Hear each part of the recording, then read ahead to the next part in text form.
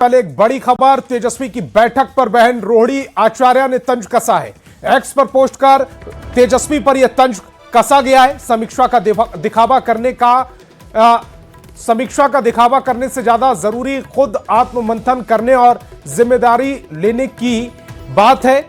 अपने इर्द गिर्द कब्जा जमाए बैठे चिन्हित गिद्धों को ठिकाने लगाने का साहस दिखाने के बाद ही किसी भी प्रकार की समीक्षा की सार्थकता साबित होगी।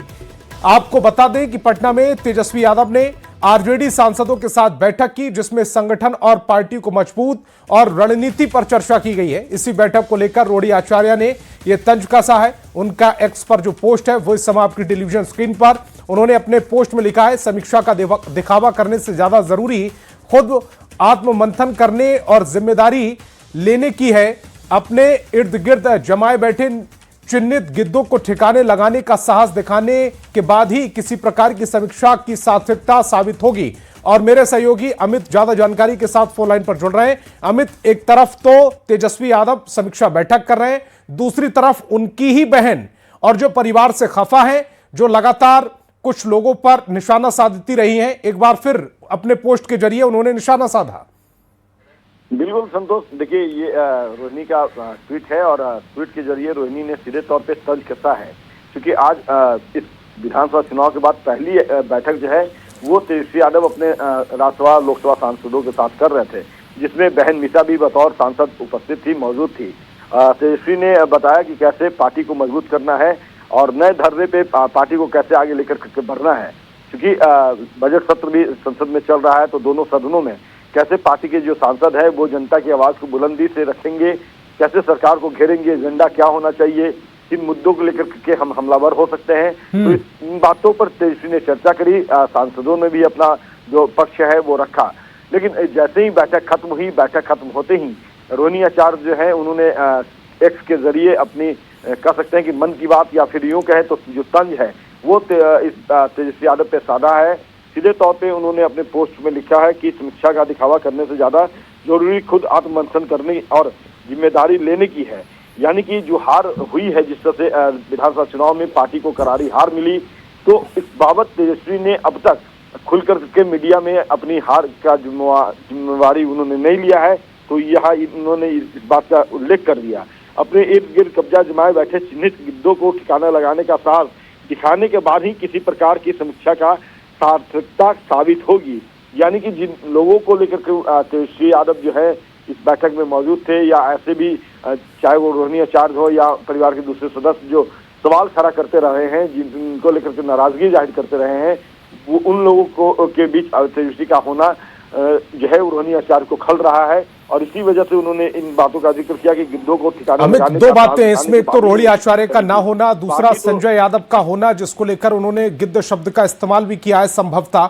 तीसरा जो तस्वीर इस समय मैं देख पा रहा हूं, उस तस्वीर में तेजस्वी के बाजू में मीसा भारती बैठी हुई है। यानी कि एक तरफ वो मीसा भारती को तवज्जो मिल रही है और रोहिणी आचार्य को तवज्जो नहीं मिल रही। इसमें संजय यादव का बैठना, इसीलिए शायद वो खफा है। देखिए संतोष, ऐसा नहीं है। मीसा भारती, जैसा मैंने पहले कहा कि पार्टी के वो सांसद हैं, वो बहन होने के कारण उन्हें तवज्जो नहीं मिल रही। वो सांसद है पार्टी की, और सांसदों की ये बैठक थी जिसमें लोकसभा और राज्यसभा के सदस्य मौजूद थे आरजेडी के, तो इस कारण से मीसा भारती वहां मौजूद थी। बाकी तमाम जो पार्टी के, चाहे वो संजय यादव हो, संजय यादव भी बतौर राज्यसभा सांसद वहाँ पे मौजूद थे। उसके अलावा अगर हम बात करें, मनोज झा वहाँ पे मौजूद हैं। उसके अलावा अगर हम बात कर ले तो जो दूसरे पार्टी के सांसद हैं, वो तमाम लोग वहाँ पे मौजूद हैं। क्योंकि ये बैठक ही सिर्फ सांसदों के लिए थी, क्योंकि विधानसभा होनी है, सत्र होना है 2 फरवरी से, और अभी केंद्र में जो है बजट सत्र चल रहा है। तो उस बजट सत्र के दौरान बिहार के मुद्दों को कैसे सांसद, आरजेडी के सांसद उठाएंगे, इन बातों को लेकर के ये बैठक बुलाई गई थी।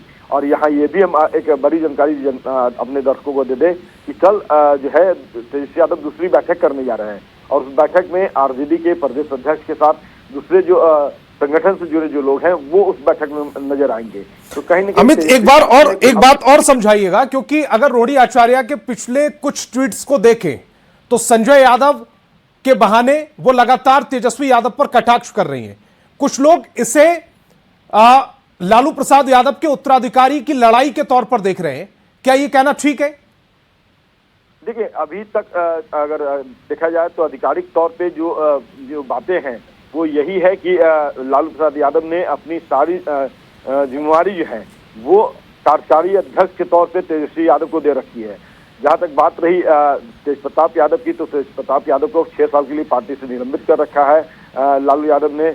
और रोहिणी आचार्य की बात की जाए तो वो लोकसभा चुनाव लड़ने के बाद से उनकी गतिविधि पार्टी में सक्रिय रूप से नहीं देखने को मिल रही है। तो जाहिर सी बात है कि जो जिम्मेवारी लालू यादव ने तेजस्वी यादव पर दिया है, और नेता प्रतिपक्ष भी हैं, विधायकों ने तेजस्वी यादव को अपना नेता प्रतिपक्ष चुना है। पार्टी की सारी जो है बैठक हो या दूसरे जो भी फैसले हैं वो तेजस्वी यादव लेते हैं। लालू यादव ने भी साफ तौर पे कर रखा है कि तेजस्वी जो है वो पार्टी के तमाम फैसलों को लेंगे और उनको सबको मानना होगा। तो ऐसे में नाराजगी चाहे जितनी भी दिखा ले रोहिणी आचार्य, फलाफल कुछ हाथ नहीं आने वाला है, क्योंकि पार्टी की कमान जो है वो अप्रोक्ष रूप से तेजस्वी यादव को लालू यादव ने दे रखा है। कार्यकारी अध्यक्ष के तौर पे उनकी जिम्मेवारी बनती है और उसी जिम्मेवारी के तहत जो है तेजस्वी यादव ने आज बैठक करी है और आगे भी बैठक वो करेंगे, क्योंकि कल ही एक बड़ी बैठक होनी है जो हम बता रहे थे कि प्रदेश अध्यक्ष के साथ। कुल मिलाकर जो तेजस्वी यादव वो लगातार समीक्षा बैठक कर रहे हैं। हालांकि ये समीक्षा उनकी बहन रोहिणी आचार्य को रास नहीं आई, इसीलिए उन्होंने इस तरह का पोस्ट किया। अमित, आप हमारे साथ जुड़े, आपका बहुत बहुत शुक्रिया।